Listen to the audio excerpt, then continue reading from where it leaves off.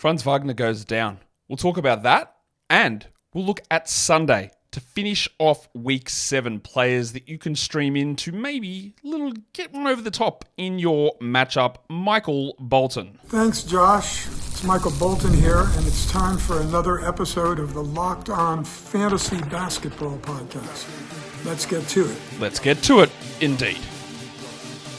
You are Locked On Fantasy, your daily NBA fantasy podcast. Part of the Locked On Podcast Network, your team every day.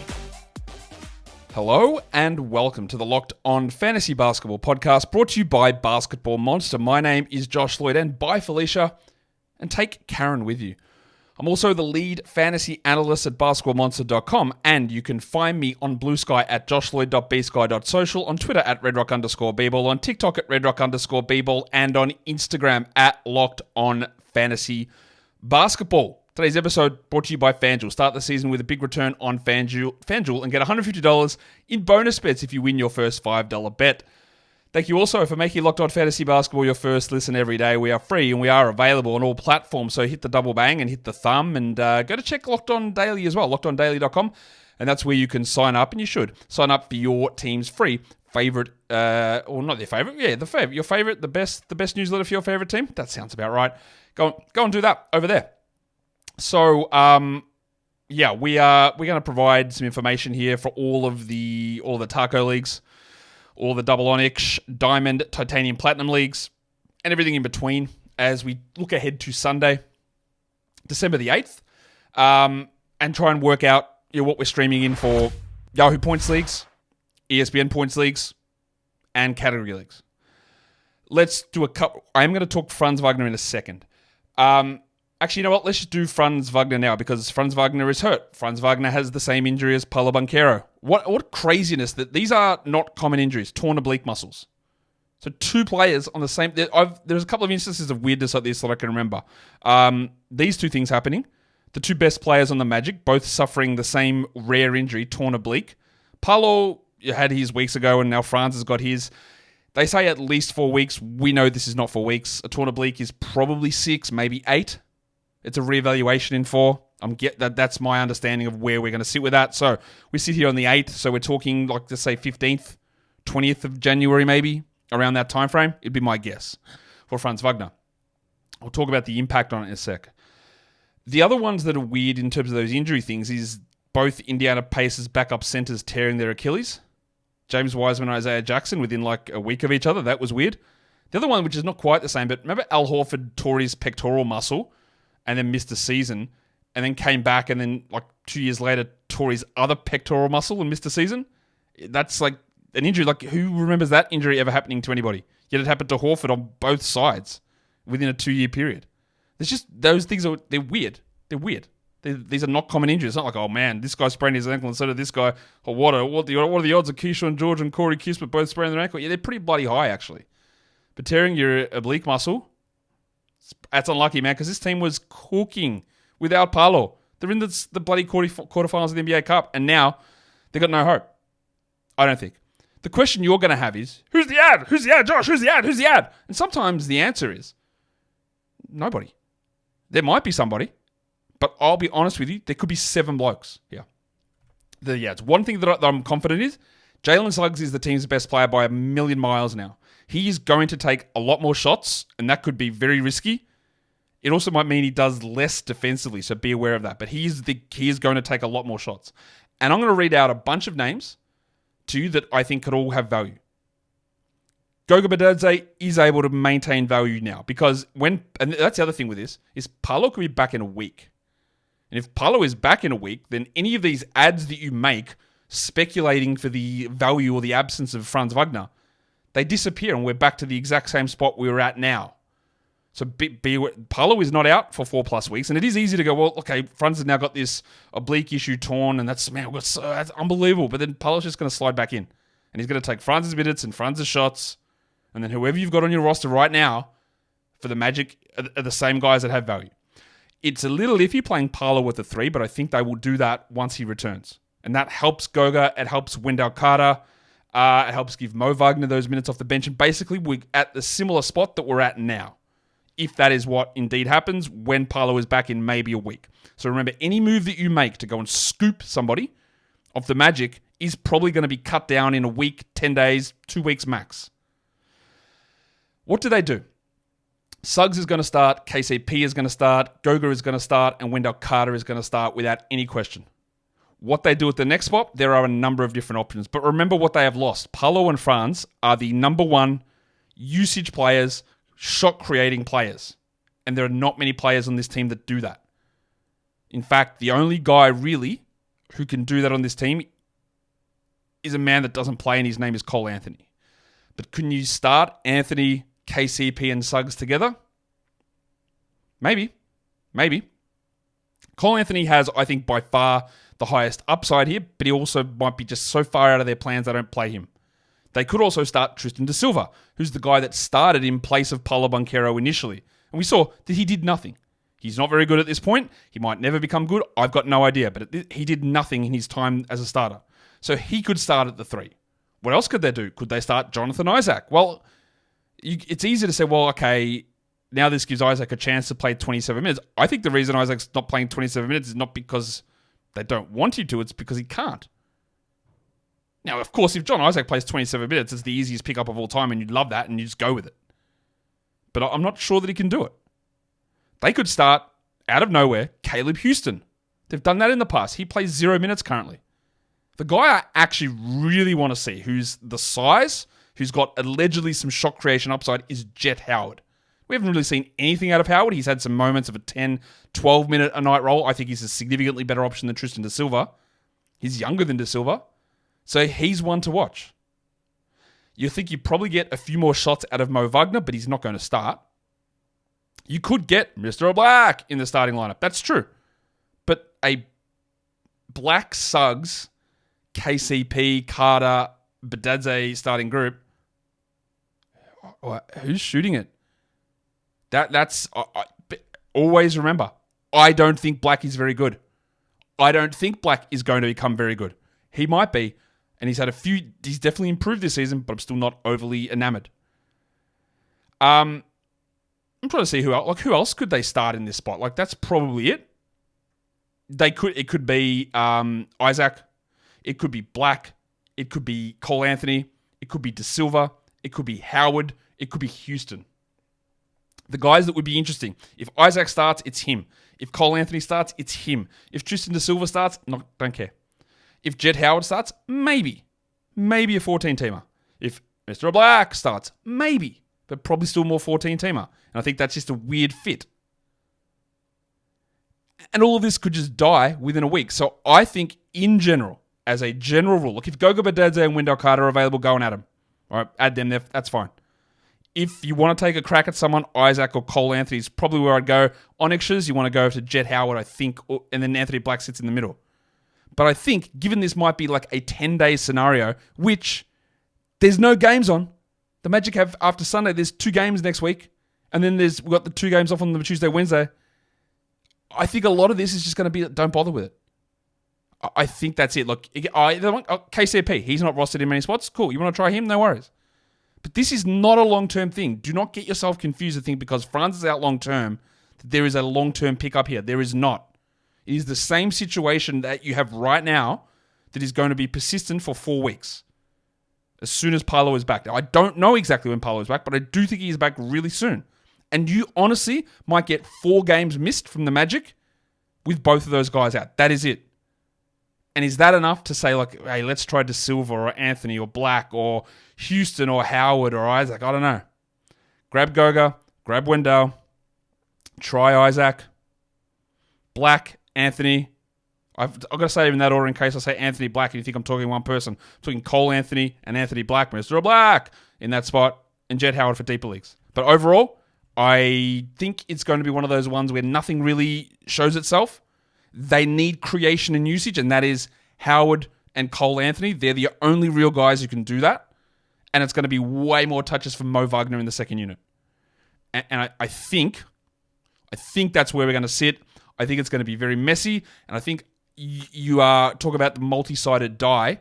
This is the multi-sided die scenario where there's a lot of different ways to go. None of them are going to stand out, I don't think. and we just sort of need to see it on Sunday. We're going to come back and actually talk about Sunday's games, but I thought that was important enough to cover right now, to go through that. We'll come back and talk about Sunday in a sec. Today's episode is brought to you by the big fellas over at Mint Mobile. Big wireless providers, you know what they do? Bamboozle, hoodwink.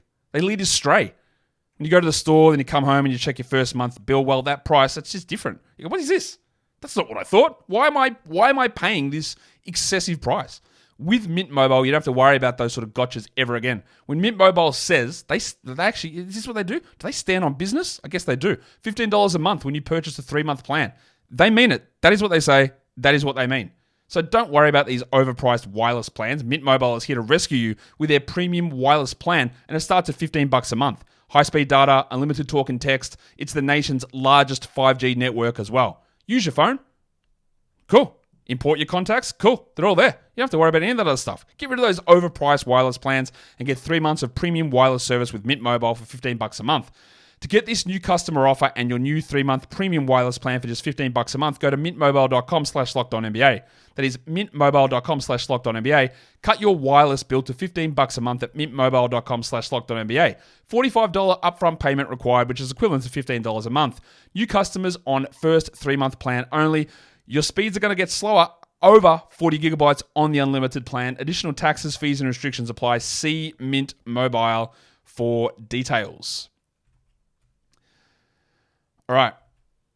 So, we are actually here to talk about Sunday's action. There are 12 games on, and there is an early game again. Much like today, the exact same time game. We have got a 1 p.m. Eastern game between the Bulls and the 76ers. By the way, that early game today, big fella Mark Williams, limited minutes, but he cooked. He is going to be good, and I said this on the weekly preview show earlier today. I think that should dispel some of your worries about, hey, is Mark Williams actually better than Nick Richards? Yes. Yes, he is. It's just going to take a little bit of time. So we've got a 1 p.m. game. That's the Sixers and the Bulls. Then we've got a 3:30 p.m. game, which is the Nets and the Bucks. Then we have got a 5 p.m. game and 2 6 p.m. games and a 6:30 p.m. game and 2 7 p.m. games and an 8:30 p.m. game and 2 9 p.m. games and a 9:30 p.m. game. What a weird and wacky and wonderful schedule that we do have. Let's start this thing off by taking a look at streaming. I went through all the schedule stuff earlier on the Week 8 preview show, talking about that we've got 1 game Monday, 2 games Tuesday, 2 games Wednesday, 3 games Thursday. Yep, so 8 games over 4 days after Sunday's 12-game day.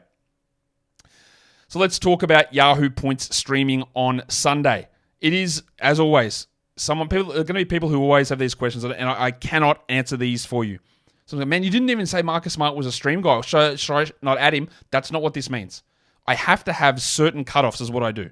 He said, well, Marcus Smart's only 15% rostered on ESPN, so I just don't add him. Like, no, you do add him, but I can't. What do I do? Like, Trey Murphy's 30% rostered on ESPN, so I can't just spam every waiver wire and stream show and say, hey, you might want to go add Trey Murphy. Because, let's be fair, majority of people have already got him. It's where Basketball Monster comes in really handy because you just import your league details and it shows you who's available in your league and how we project each of those guys for every day, every week, and the rest of the season. So you can understand who probably is best in your setting. But I've got to have certain cutoffs, and as my cutoffs go, when I'm talking points leagues, I'm talking Yahoo roster percentage of 40% or less. When I'm talking category leagues, I'm talking using our advanced roster number at Basketball Monster. And when I do these individual category streaming shows, I do 45% or below, and that will incorporate a bunch of guys available for different league sizes. For Yahoo Points League, I think we've got to go with Goga Badadze, and I've got Wendell Carter Jr. there as well. 2 Orlando Magic guys. Keep an eye out. If Cole Anthony starts, he's zoomed straight up. And if Jet Howard starts, I'll actually be marginally interested in him. Not so much Tristan Da Silva, a little bit of John Isaac, but not as much. So I've got Goga, I've got Wendell Carter there. I've got Ben Simmons there, who is putting up not bad numbers. He had some really good chemistry with Day'Ron Sharpe last game as well. With no Nembhard and no Neesmith. Oh, no, sorry, Nembhard's questionable. With no Shepherd and no Neesmith, we're going to roll with TJ McConnell. I don't expect Joel Embiid plays for Philadelphia, so Andre Drummond played really well last game next to Gershon Yabusele. Whether they keep that, they seem to be completely out on Caleb Martin or his back issues playing up, or both. But we saw Drummond and Yabusele together, so Drummond's there. And then Royce O'Neal, no Nurkic, no Durant, obviously. And O'Neal played well. Now, he could very easily play poorly, and you could substitute Grayson Allen in that position, But O'Neal was very good last game, and being very good is useful, isn't it? For ESPN leagues, it's a lot of similar names. I'm not using ESPN roster percentages because, again, they're ridiculous. I'm going to just go with the Yahoo 40% number. And it should correlate, I'm guessing. But Ben Simmons, Goga Badadze, Timothy John McConnell, Wendell Carter, Royce O'Neal, and Kentavious Caldwell-Pope gets a boost in ESPN scoring because they give that, 5 fantasy points for every 3-pointer made, which Yahoo gives no bonus there at all. That is a big, big difference. You get more steals and blocks points on ESPN, you lose points for inefficiency, and you gain extra for threes.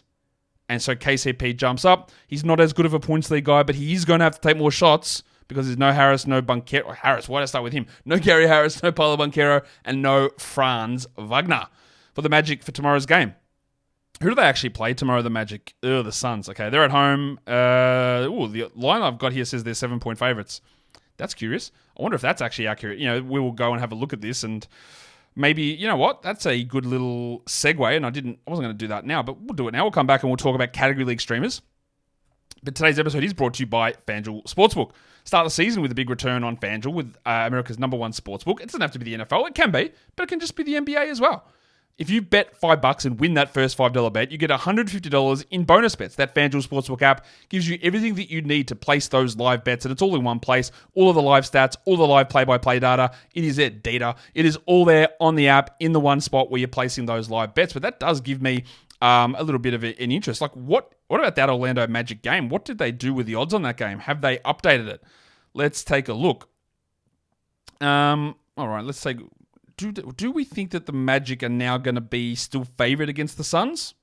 Let's take a squiz. I don't believe they've got the game up yet for that. Interesting. They took it down. That is very intriguing. Very intriguing. Indeed. Okay. All right. We'll keep an eye on that. Although the Magic might be playing today as well. Let me double check that. I'm sort of in Sunday mode as we look at this streaming stuff. No, they don't. They play on Sunday, the Magic. So I'm just going to check that odds out. But you can check it all out over at FanDuel. Yeah, they don't have it up yet, so that's okay. They've taken it down. The Magic were favourites, but you can check that all out at FanDuel. Cool. Don't forget to gamble responsibly. Okay, now we can get in and we can start banging out all of the information for category leagues as we take a look at streaming options for the major 8 categories. If you're looking to stream in for turnovers, I would suggest I would focus on Isaiah Jackson or maybe James Wiseman or Grant Williams will probably be your best turnover options there. If we look at the points category, Grayson Allen looks to be a pretty solid option. His minutes should be okay. He's not going to do much more that's not scoring in threes, obviously, but yeah, that's okay. Dylan Brooks is there. Yeah, 15, 16-point scorer. Upside is interesting. Kevin Porter Jr., very interesting development with the Clippers, and maybe it's not interesting, but it's something, is that Kawhi was going to do some on-court shooting drill work, and he went to start it, and the team officials told the media not to film, and that he wouldn't start until they left, which is definitely the thing you want to do for a player who's absolutely very close to returning. Of course it is. You wouldn't want to show off that he's ready to go and almost there, would you? No, that's a normal, absolutely normal process and policy and procedure. Hey, stop filming our guy. He's definitely healthy. It's all good. He's coming back soon. It's a plan. Yeah, the fact that you can read that and go, oh my God, Kawhi's doing shooting drills. What do we think? The fact that they said that, hey, don't film him, makes me go, yeah, that's actually terrible news. What on earth? I could just be wrong on that, but that is how, maybe he is coming back soon, Kawhi.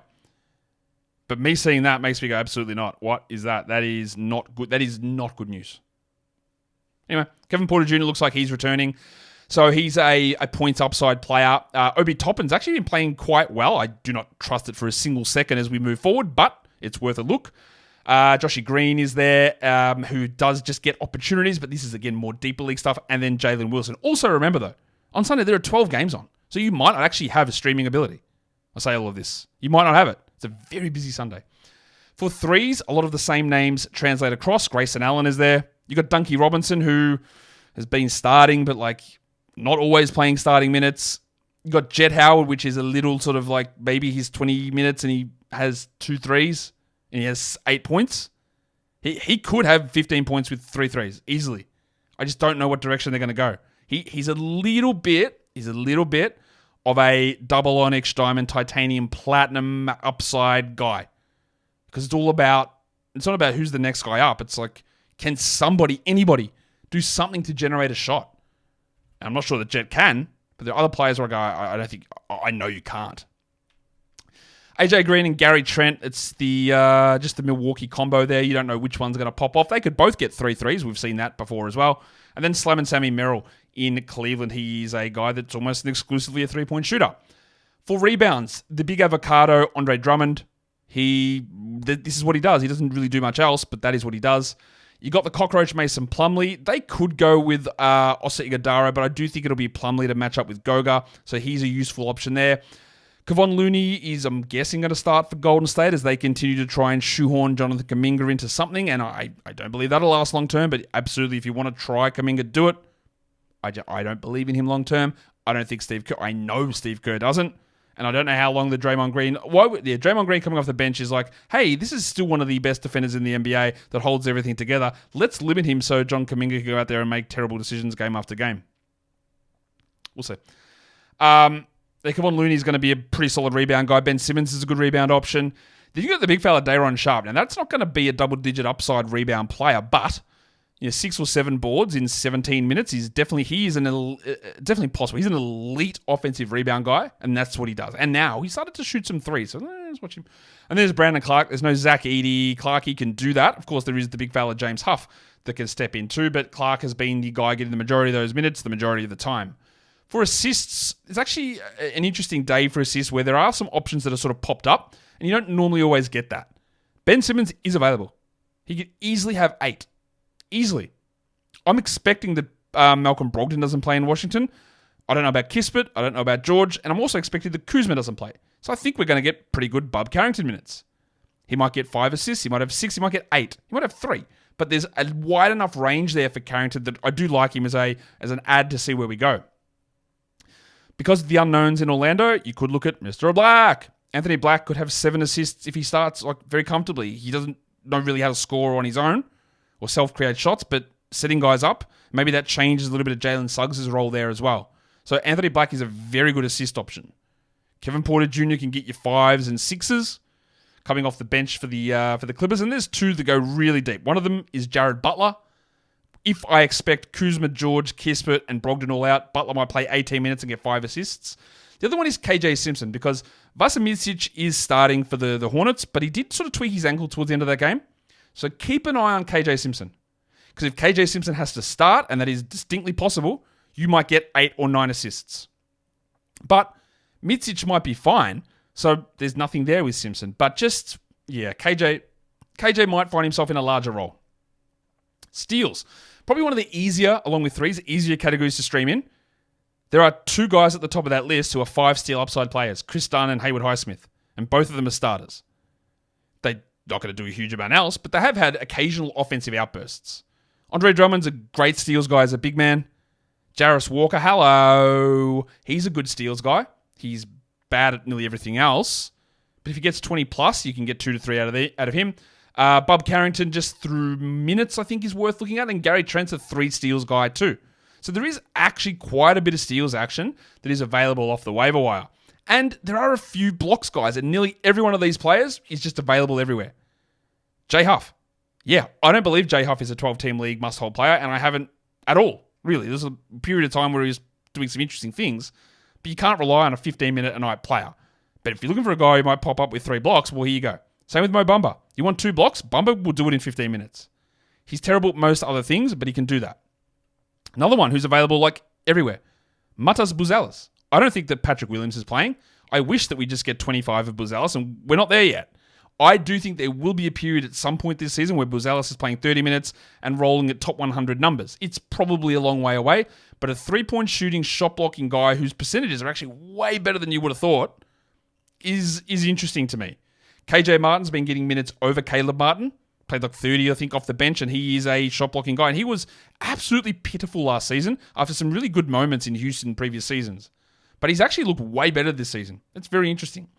Brandon Clark is not the highest shot blocking guy, but maybe 1 or 2. And then if Trace Jackson-Davis got 20 minutes, and he's not, but if he did, we'd know we could get 2 or 3 blocks out of him. But he's just like, let's get 1 block, maybe 2 out of him as a bench center.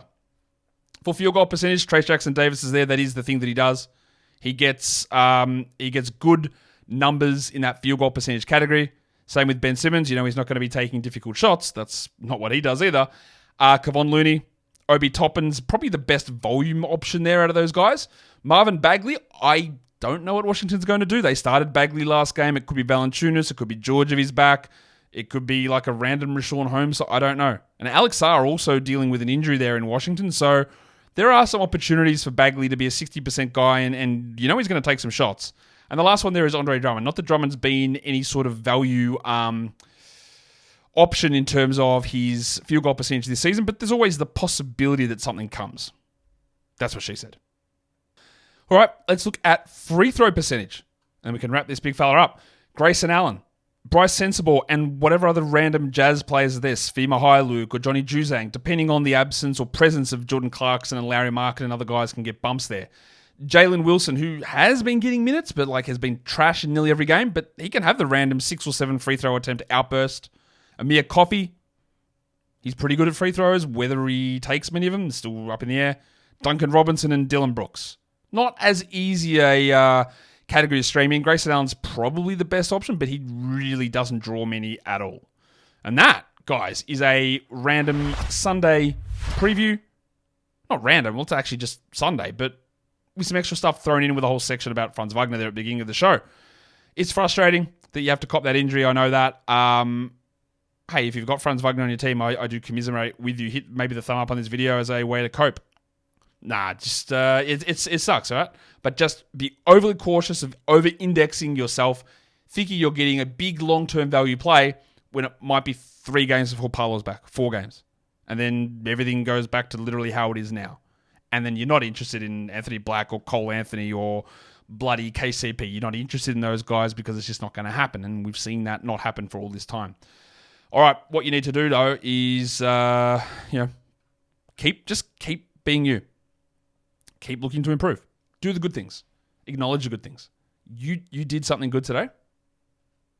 Make sure that you recognize it yourself. Guys, we are done here. Thank you so much for listening, everyone. See ya.